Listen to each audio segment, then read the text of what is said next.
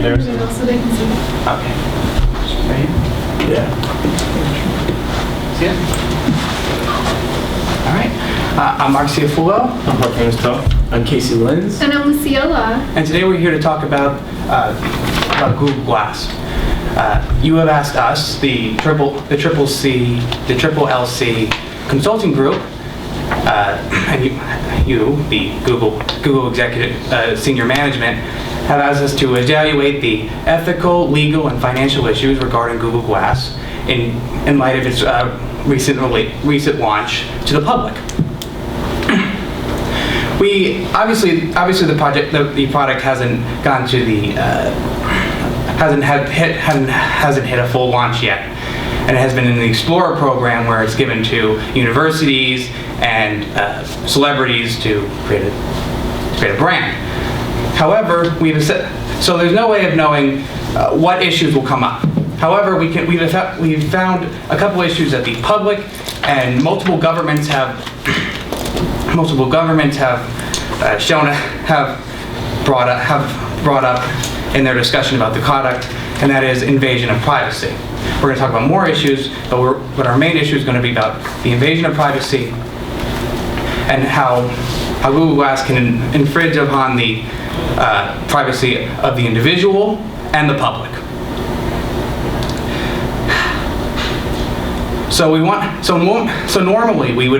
Normally when we go into companies, they don't talk about the ethical issues. Google does, and that's what makes it so special, and that's why we're very excited to be here. You have already taken steps to deal with these issues, such as making changes to the product itself, and we've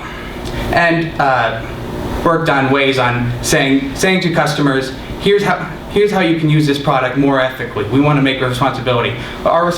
Your responsibility. You have said in your code of ethics that your responsibility is to the customers. And we want to help you do that. And so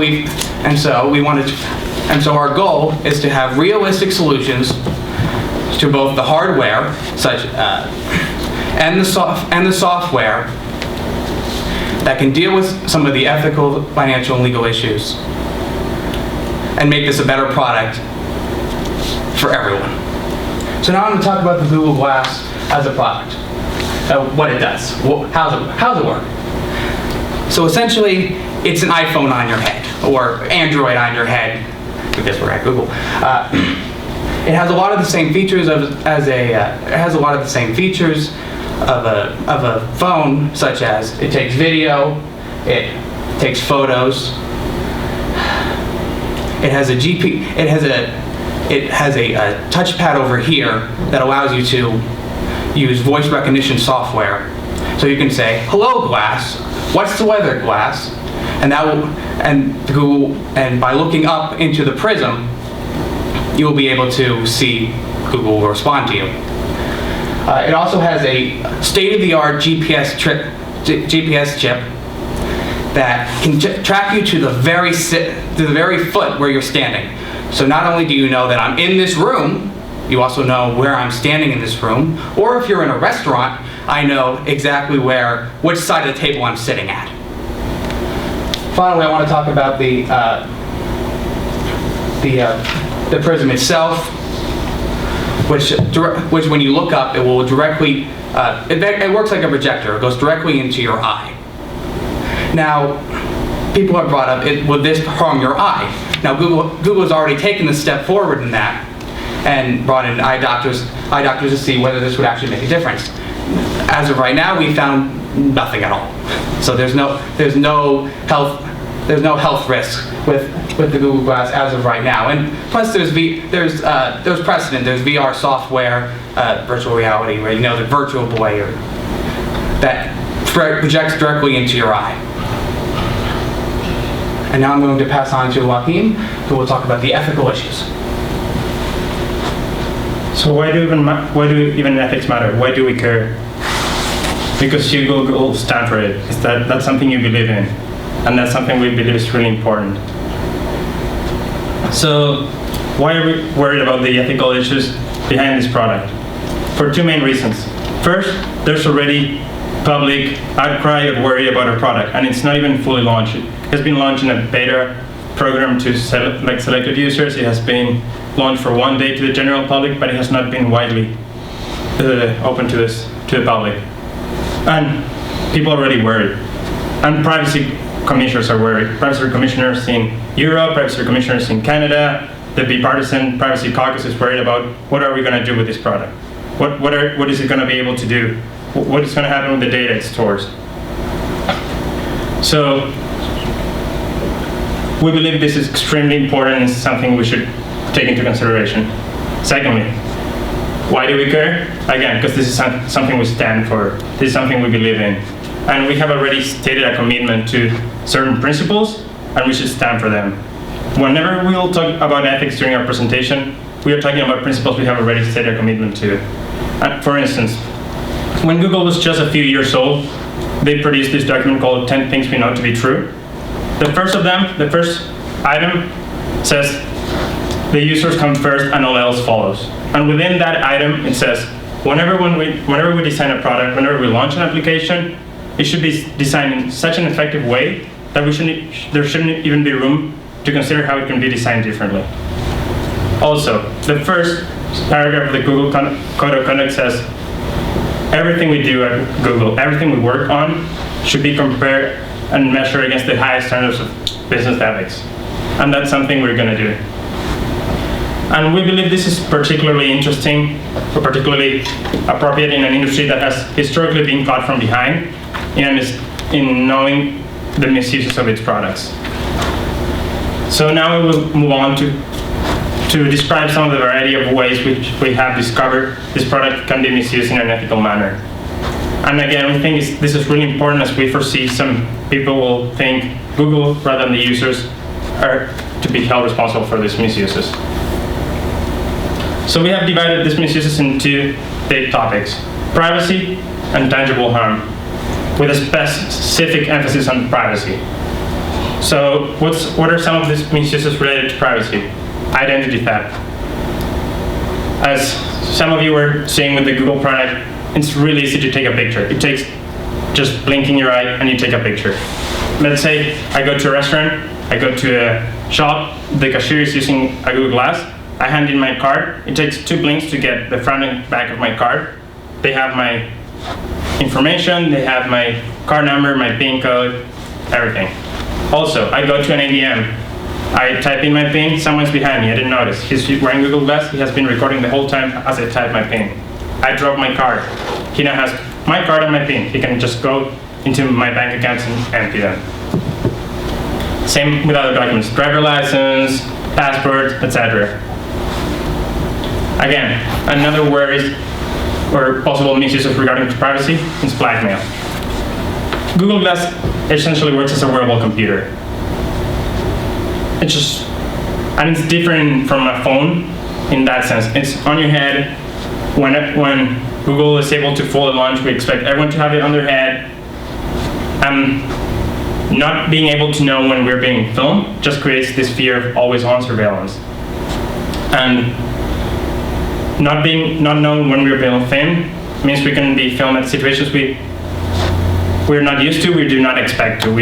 For work, it could be just attending a religious service. It could be going to the gym, some regular habits that we're just not used to being filmed, and that could be used against us. It also creates this fear of reprisal and stifles our creativity. By that fear of being always on display and like having an audience, you just control what you do. You're not fully free to show yourself how you want to and to who you want to. And why is this ethical? Because privacy is a human right. It's a moral right. It's in the United Nations Universal Declaration of Rights. It's the 12th right. It comes before private property. It comes before freedom of expression. It comes before education. And our consumers are going to demand that we respect their right to privacy. Finally, we're also having concerns about what we're going to do with this data Google Glass is storing. Differently from a phone, the Google Glass does not have a built-in storage big enough to save all its information, but rather goes to Google's cloud, to Google servers. So what happens there? What happens with the information?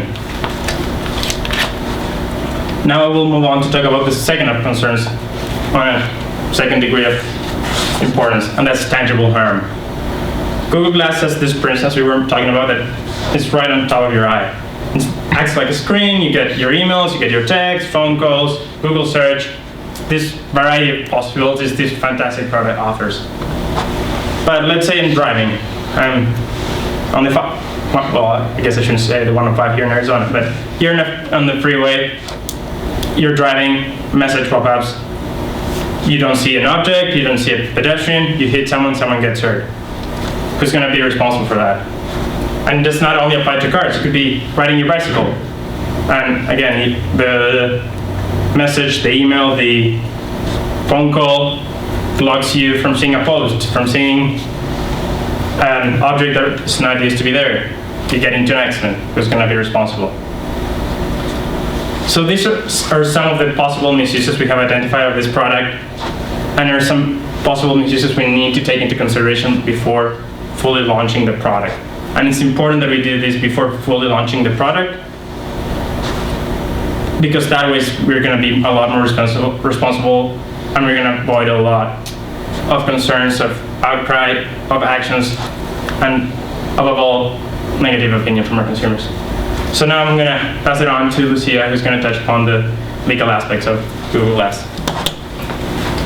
So first, I would like to highlight the point that legal issues and financial issues are all interconnected to the ethical issues.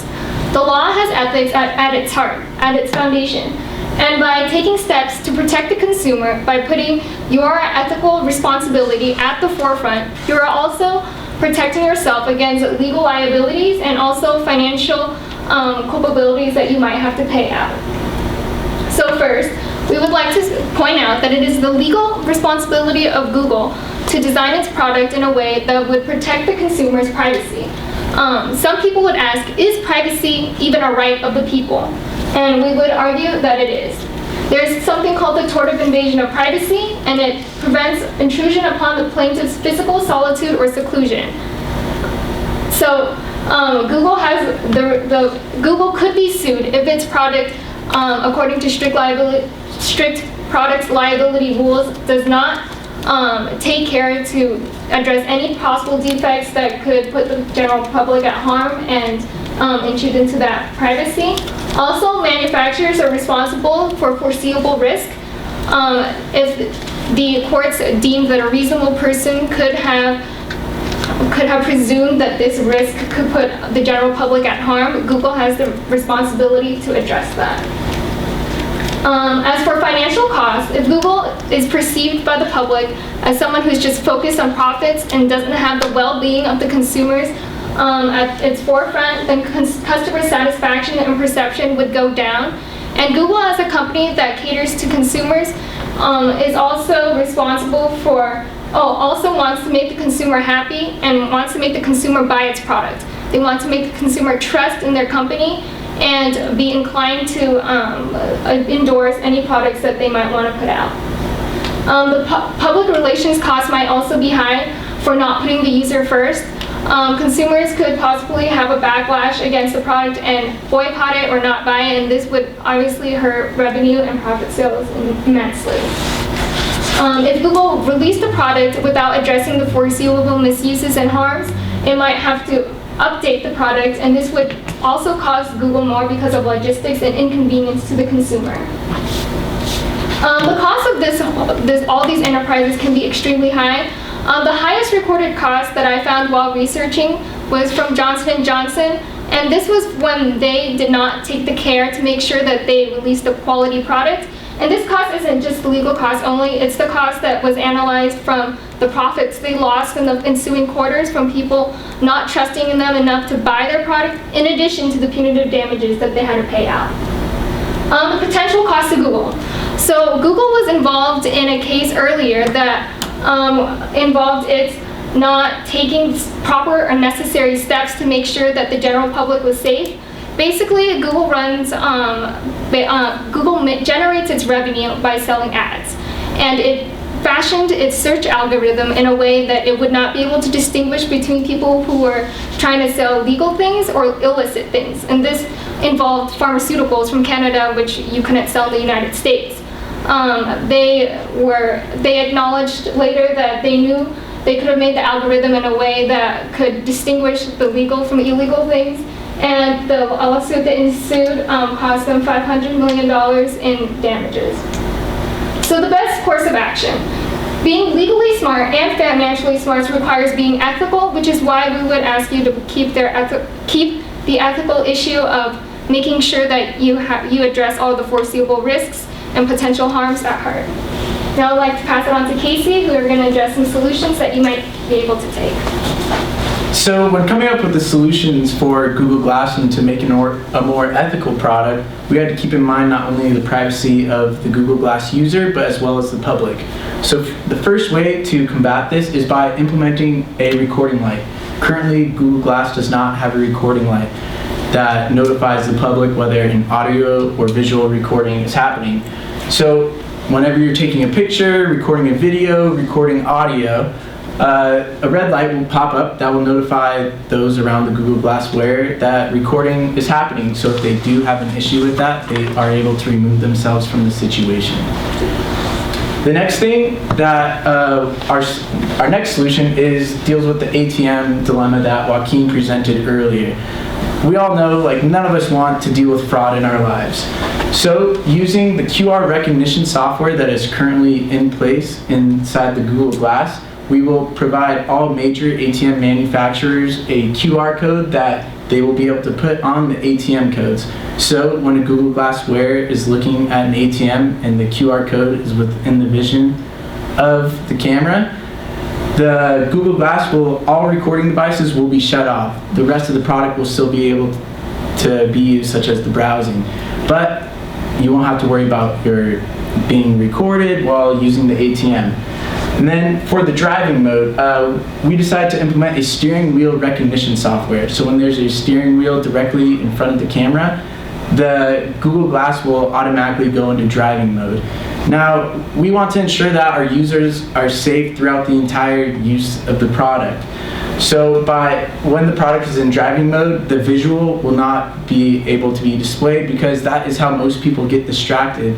Now, we understand that the visual is a major part of the Google Glass. So we want to make sure that you are still able to use it. So all notifications, whether it's text messages, emails, driving directions, will be read out loud to you via the audio system that is already installed inside the Google Glass. Now, we all know that Google Glass is an extremely valuable and sought after product. So we have to ensure that the Google Glass stays in the right hands, because if it ends up in the wrong hands, the person will be able to access an enormous amount of information regarding the user, and especially once they get inside the Google servers and all of that.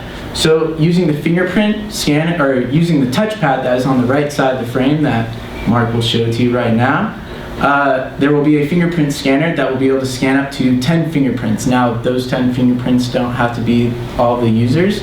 They can be your family members, your colleagues, whoever you so wish, so they can have access to the Google Glass whenever they please. Now, there's a more advanced system that we have looked into, but there's still further research needed, and it is a retina scanner. So using the prism that Mark will show you as well, it will be able to scan your retina, and since everyone's retina is unique, it will ensure that the Google Glass won't end up in the wrong hands or on the wrong head. And if it does, the owner will be notified via text message, phone call, email, whatever they so wish, that the Google Glass was turned on by a user not approved by the Google Glass owner. And they'll be notified of the location, the whereabouts. The Google Glass will be shut off, but the location services will still be on, so you'll be able to track where it is at all times. Our final solution deals with the privacy policy. We have to ensure that our users are protected the entire time they are using our product. And our first solution is to revamp the privacy policy. We have to ensure that the user's personal data and their browsing data remain separate, because once those two pieces of information are connected, that can lead to major disaster if that ends up in the wrong hands. And revamping the privacy policy does make a huge difference, but we all know most people don't read those privacy policies. Because I know I've done it plenty of times. You just scroll down to the bottom of the page, click check, I agree, and then you have full access to whatever you so wish. So we decided to have a 1 to 2 minute interactive video that when the Google Glass is first turned on, when the user buys the product, it will touch on the 3 main points of the privacy policy, how we use their information, what information we don't have access to, what information we do have access to, as well as touch on how to use the Google Glass ethically and correctly. Now, in conclusion, Google's motto is "Don't be evil." So, being such a large company, you are always in the eyes of the public, and if you receive a bad reputation, the public will withdraw everything that put into the company. So with the motto being "Don't be evil," one would assume that Google would only release the highest quality products to their users. So now it's your choice to be the leaders or the followers. Google should want to establish themselves as the industry leaders to continue to grow the company. Thank you for your time, and if you have any further questions, please feel free to ask. Okay, so let me shut this off. I need yours as well. We'll set, and then we'll set for the 20 minutes of.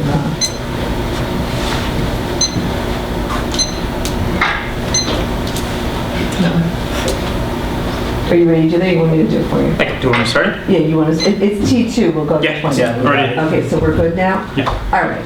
So I've got a couple of questions. First of all, how did you get a Google Glass, or is that just a demo that doesn't do anything? It actually is a Google Glass. We actually got a grant. 3 of us are in the LMU Honors Program, and they offered me $1,500 grant. Right, and we applied through the Explorer program. As a group? As an individual. And so did all of you get Google Glasses? No, just us. we turn in, No, all 4 of you have them then? No, We just have one. No, it's actually. Yeah. we turn in one application for the Explorer program. Okay, and who gets to keep it afterwards? And what are the We other are- implications? I'm a computer science major, so I'm thinking about producing an app for my senior thesis, so I think I'm going to be the lucky one. What if they have a supervening ethical reason for why they should have it? We'll discuss it. Yeah, but, yeah. That will be. So I have a question for you with regard to the right of privacy. So the 14th Amendment right of privacy is not exactly inchoate. The courts have disagreed with one another for years, and I'm inclined to believe that this particular Supreme Court doesn't think much of what's called the 14th Amendment penumbra that extends to various issues. Why, to the extent that I represent employers, and employers have a vested interest in making sure that their employees don't do evil in the workplace, and also that one of the most difficult things in employment is when you discipline a worker, you have no recording of it. You know, everything becomes a he said, she said, and a hearsay situation. What's so terrible about the employer hitting glass when they have an encounter with a subordinate? I guess I'll go. I think the major problem is the idea of consent.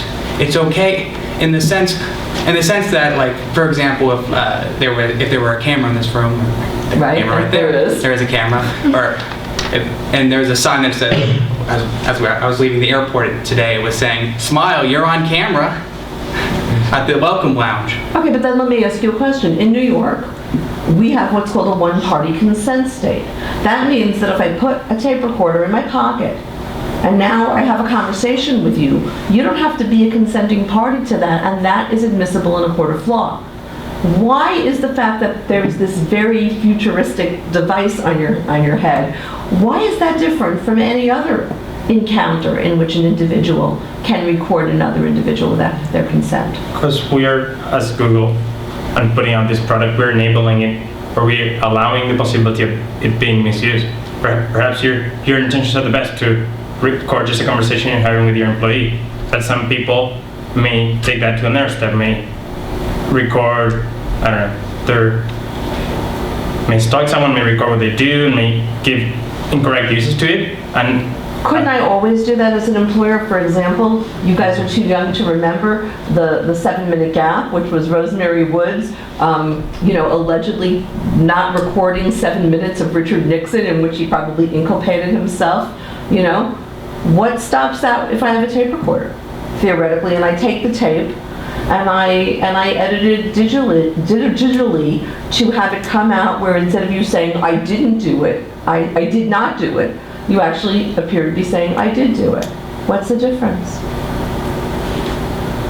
Could you? Yes. In other words, in low tech, there might be a way for me to take a low tech device and manipulate the result so that the quote-unquote evidence is not what was actually spoken by the individual. Okay? You've got a very high-tech device, so you're saying, well, we're concerned with this high-tech device that people may use it with ulterior motives and use it inappropriately. But we have that already with low-tech devices, so why are we putting this burden on? Because this is our product, and this is what. So now tell me something else. The motto of Google, and I was actually stunned, I had never seen this before, is do no evil? Yes. Don't be evil, excuse me. Don't be evil.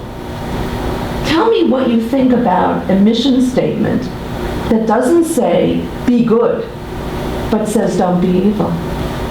I think that's a very powerful statement, and kind of going back to what you're touching on earlier in regards to like the legal aspects, just because something is legal doesn't mean it's the most ethical thing to do. So as a consulting firm, all of our solutions were around trying to make Google Glass the most ethical product that we can. And touching upon the motto, don't be evil, goes beyond just staying there and having that be like, okay, we're not harming, we're not doing evil. Right. Google takes a step forward, and that's what we see in their code of conduct, that what we see in 10 things we know to be true. They say, great isn't just good enough. That's their last point of 10 things we know to be true. So they don't stop there. You go forward. You care about not only not doing evil, but being the best company in terms of ethics. Launching the best product that can be out there and focusing on the user. And everything else will follow. Okay. Gentlemen? Go ahead. Okay. Thank you for all this information. I actually have a million questions that don't even apply to this competition.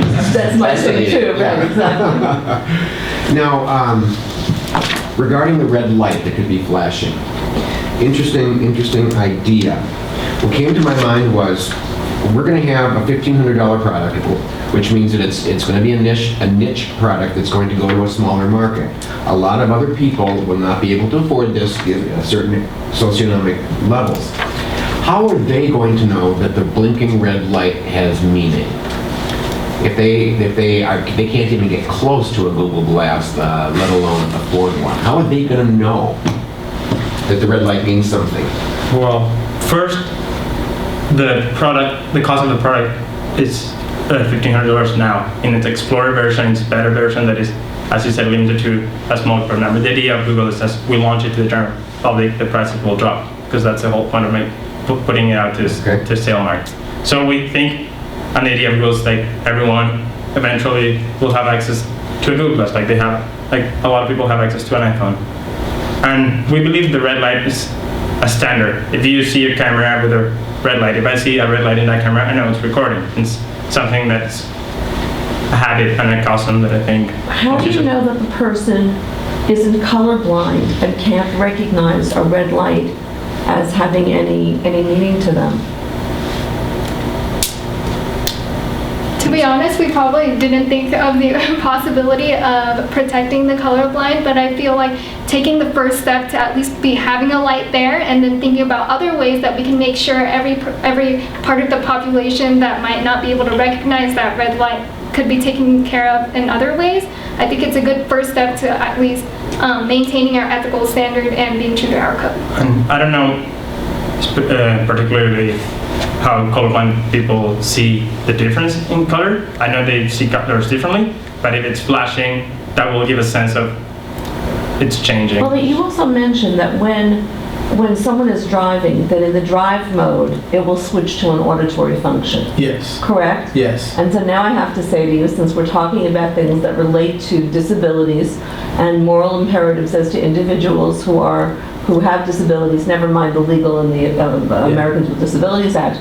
So now what happens if someone is unable to hear that auditory version because they're deaf? What's your moral obligation to that individual? What's your legal exposure to that individual? Or we'll skip the legal because we're really focusing on ethics here. I would say our first concern was for the general public. Yes, that 1% or whatever percentage it is, since I don't know it, is a priority for us as well. But like Lucia said, this is our first step towards making the product more ethical. So once we're able to take care of the 99%, then we're able to, since it's an easy fix, we're able to then, all right, how do we attend to those people? So this is just our first step towards making it useful for everyone, regardless of disabilities. How are you going to make them feel that they're not excluded or the other by virtue of the fact that they can't use the product in the way that it's intended? By having Google release statements that they're working on further software and updates to accommodate those people. I think, the most important step there is to really let them know that we do care and we really want them to use the product, but also by disabling the visual displays, we're also protecting them. We're not yet fully being able to enhance the products and allow them to use it to its full potential, but we're protecting them. Now, if a person does not have a steering wheel, but they are driving a motorcycle or they're riding a bicycle, Yes. under what you've presented so far, the visual would not go away, and that person could be, as a consequence, careless, Yes. right, and hit a car, or the car could hit them, and they're not aware that that's coming at them. So what's your obligation there? Yeah, a lot of people in California ride bicycles. Yeah, no, bicycling, like everyone does it, and Google Glass is actually starting to be used in like extreme sports and stuff like that. One thing we actually didn't touch on in the presentation was the cycling, but that was one of the concerns we brought up as a group. And there already is bicycle handlebar recognition software that we're able to put in place as well. And we also thought about recognizing moving objects. And when the camera recognizes a moving object, it'll make sure a notification does not pop up at that same time. So it'll just block that. So those are none of the alternatives we're working on. The real question, I think, that we have been sort of dancing around is how you deal with unanticipated consequences, because many of these things are emerging by virtue of the very product itself. You know, this is not like a low-tech device that we probably know already most of or know a lot about. The technological nascence of this particular product makes wanting to anticipate all or most of those problems extremely important, because, you know, as my fellow senior managers mentioned, there are so many things that can go wrong. Yes.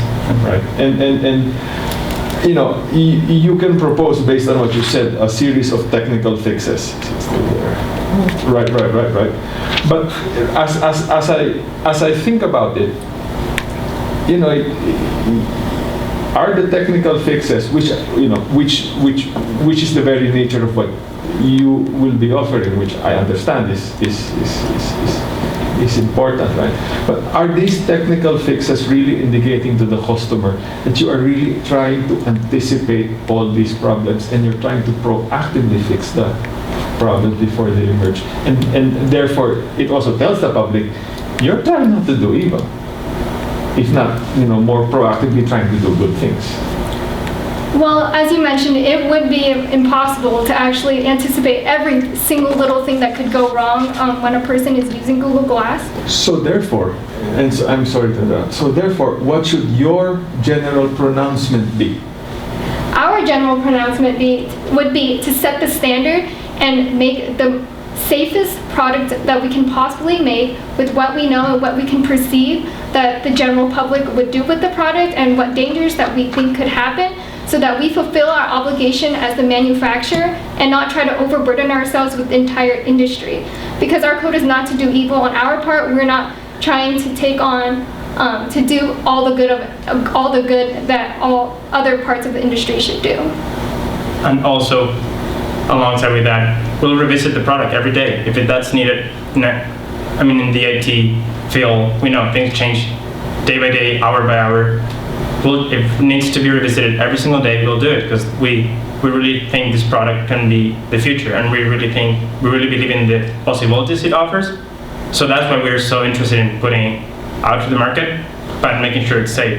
And while we revisit and look at it every day, we find out like it's not possible to make it ethical, we'll stop it. We'll stop the launch because that's what we care first. Our motto is don't be evil. We are item regarding following the users and concerning what the user says. If it can be conceived, designed differently, and if it can be conceived, designed differently, and we're still launching it, we're doing something wrong. Let me ask you a privacy question with regard to minors. All right, because it seems to me that this kind of device would be very, very attractive to a teen or a tween, and that, ironically, of course, they're not at the age of legal consent, and that the parent, whose dollars are probably paying for the device, may want to consider the use of Google Glass to track their kid, possibly to even track whether the kid is in the room allegedly doing the homework. You know, that they're not conducting some other activity instead. And faking out the parents, and you're all smiling, so you know exactly what I'm talking about, okay? So have you given any consideration to whether Google Glass should be available or used by minors? And if so, does the minor have any privacy expectations with regard to his or her own parent?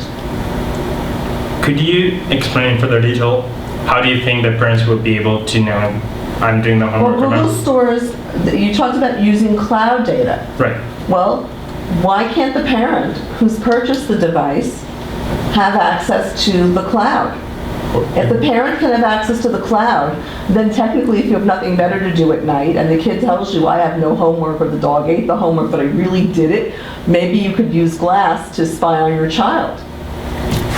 Well, the minor does have a way out of that by not using the Google Glass because they consent to put it on, they consent to turn it on. Why can't I turn it on for my kid? Because inquiring mothers, tiger mothers, want to know. Yes, and mothers would naturally want to know so they could presumably just protect their child better and ensure that they're doing the best they possibly can. But the minor is the one that has it on their face, who physically puts it on. Can it be turned on remotely? No. Not Can at I this turn it point. on? Not at this point. Would you consider it ethical to have a formulation if all the mothers in America say that's a product that we would like to see because don't be evil should apply to the child. And we are their guardians. And we're their guardians. We're legally and morally responsible for their development. I don't No, think so. because like the use of the product, I believe, is a privilege and not a right. So the child can use the product, but it can also choose not to. Because I know one of my friends, her mom tracks her every move on her cell phone and her car. So if she makes a turn to go to a friend's house, her mom calls her immediately and is like, "Where are you going?" So I know there's some turn-offs to using it or not, but there's always a possibility my friend doesn't use that car, or she chooses not to use a cell phone because she doesn't want her mom tracking her. So it's the choice of the individual. I'm now thinking on the top of my head to kind of keep in mind that data storage and thinking we could create users within, as you record those 10 fingerprints, when the child swipes his fingerprint, he only access to what his data has been. When the parents, he access what he has stored, and that way we're not creating a surveillance item. We're just enhancing the possibility. But we're saying, why shouldn't you have surveillance? Why shouldn't I be entitled to use Google Glass as a modality to have surveillance on my child in a very paternalistic or maternalistic way, because I'm looking out for my child's interest, I'm protecting him against himself and from the potential that he may misuse it or be evil? I would say that decision is based on the parents. It's the parents' ethical decision whether or not they want to do that. It's not, we can't make the decisions for the parents because we aren't parent as a company. We don't have the I hate to say we don't have the responsibility, but the parents are the ones.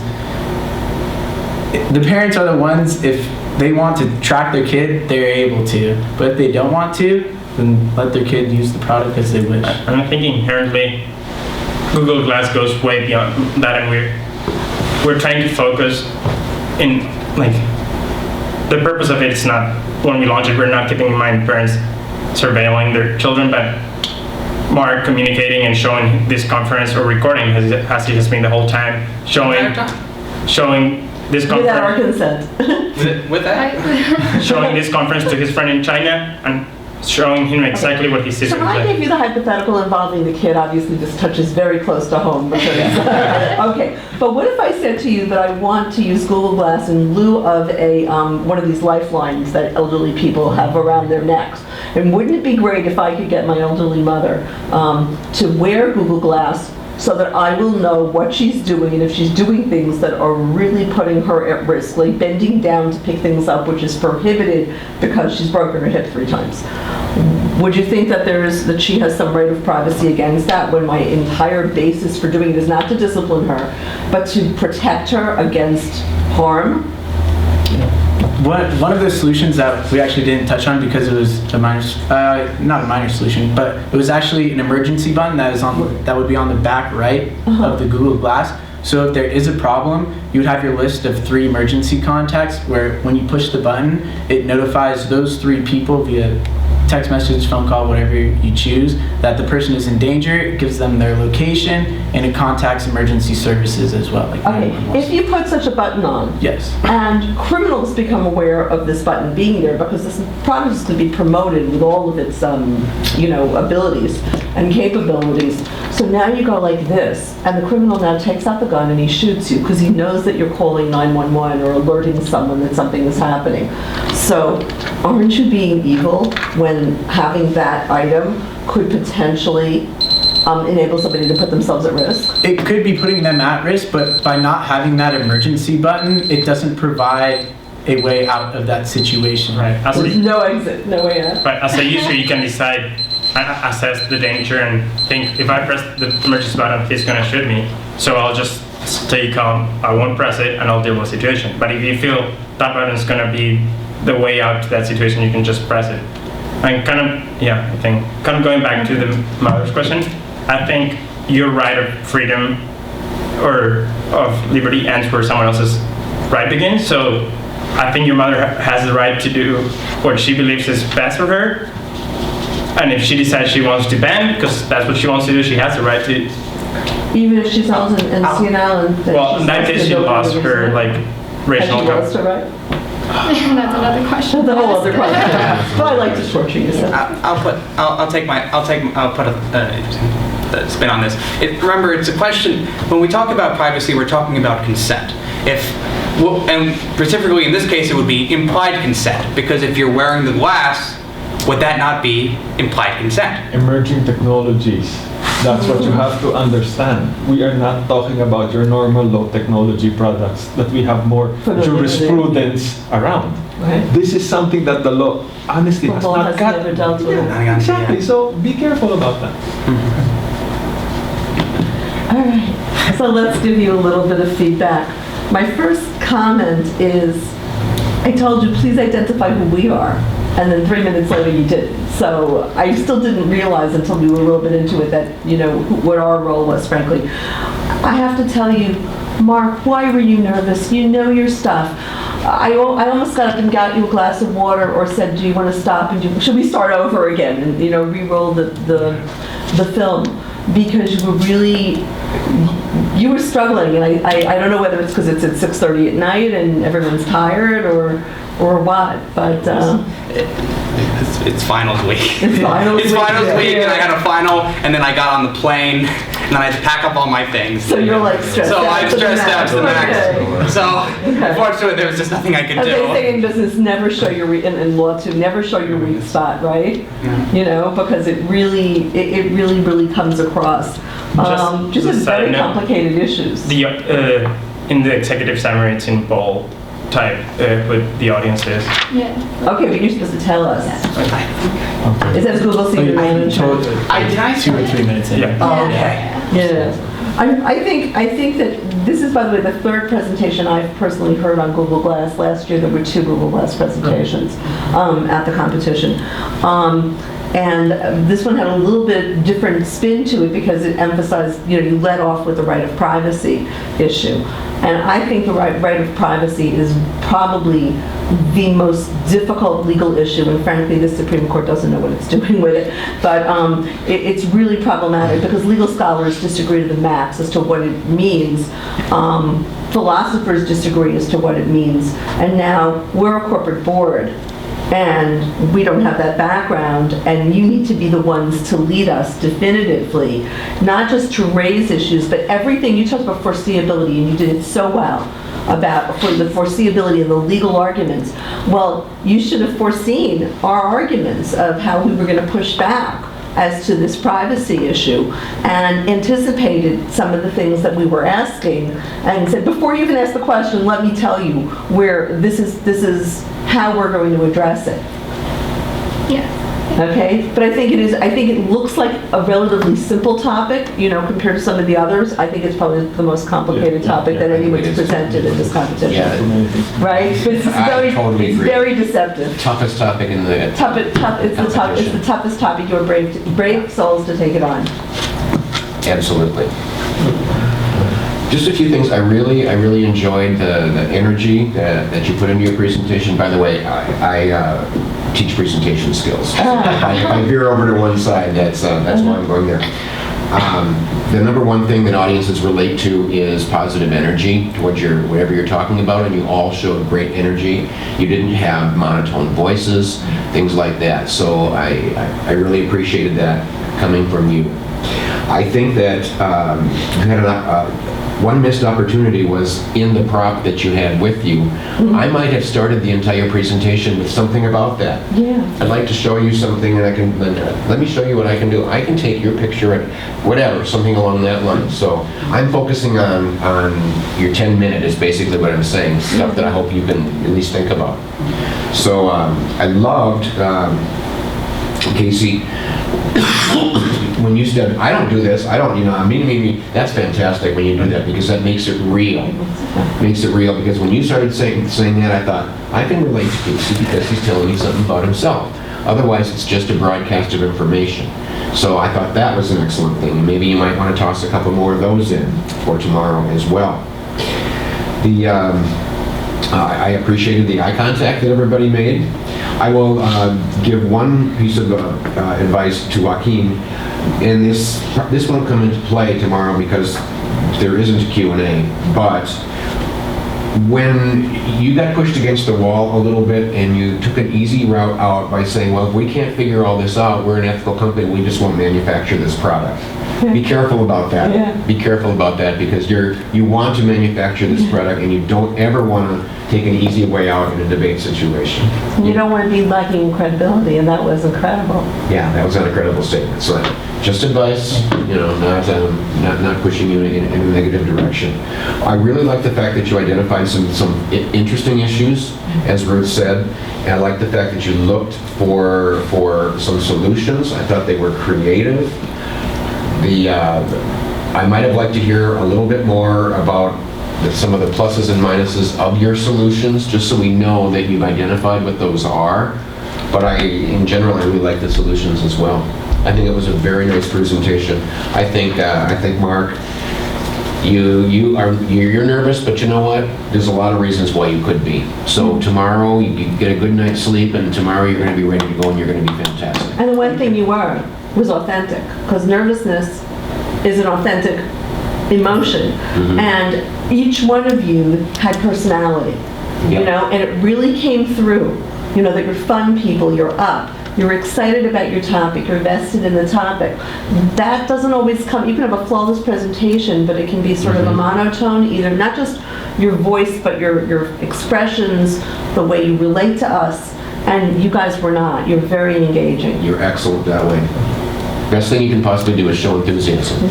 I was listening to your responses in light of all of Ruth's questions. You painted yourself in a corner. If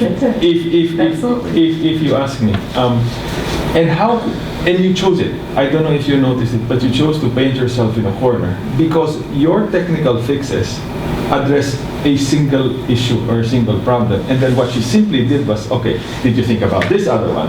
Or did you think about this one? You know, if all of these things start popping out, you can't, you know, possibly hit them all at once. So you need a different approach. And I think that's really what I told you last time I met you. And I think that, and I'll just repeat it again. How do you address unanticipated consequences that have to do with emerging technology? And what is it about your company that has to come out and stand out that can help you address these unanticipated consequences? Don't take a, you know, piecemeal approach. Take a holistic approach.